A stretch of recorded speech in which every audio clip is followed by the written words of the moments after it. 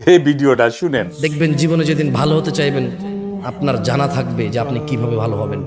যেদিন আপনার মনে হবে আল্লাহর ক্ষমার দরকার, সেদিন আপনি জেনে যাবেন কিভাবে ক্ষমা পায়। ও আমার জাতি, ইবাদত করো আল্লাহর, ভয় করো আল্লাহকে এবং রাসূলের অনুসরণ করো।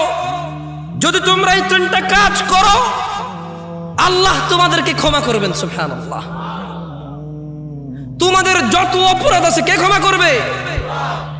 ওয়াইউআখিরুকুম ইলা আজালিম মুসাম্মা। তোমাদেরকে তিনি এই যে অপরাধগুলো করে ফেলেছো, যদি তোমরা এই অপরাধী তোমরা একেবারেই তোমরা আল্লাহ দ্রোহী, আল্লাহর এবং তার রাসূলের কোনো কথা মানছো না, এবার শুধু আল্লাহর ইবাদতটা করো, আল্লাহকে ভয় করো, তাহলে আল্লাহর নবী বলছে যে আল্লাহ তোমাদের অপরাধ ক্ষমা করবে। ওয়াইউআখিরুকুম ইলা আজালিম মুসাম্মা, এবং তোমাদেরকে তিনি একটা নির্দিষ্ট সময় দেবে, মানে তিনি তোমাদেরকে হায়াত দেবে, বাঁচায় রাখবে যাতে ভালো কাজ করতে পারো।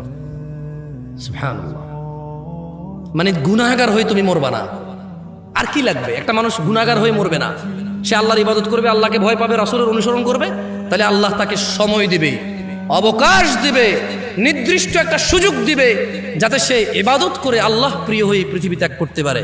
এবং নূহ আলাইহিস সালাম বলতেছে, ও আমার জাতি, জেনে রাখো, ইযা জা ইন্না আজালাল্লাহ, আল্লাহর দেওয়া নির্দিষ্ট সময়, ইযা জা, যদি আল্লাহর দেওয়া মৃত্যু তোমার জন্য চলে আসে, আল্লাহর দেওয়া ধ্বংস যদি তোমার জন্য চলে আসে, লা ইউআখার, দেরি হবে না। লাউ কুনতুম তা'লামুন, আমার জাতি যদি তোমরা জানতে।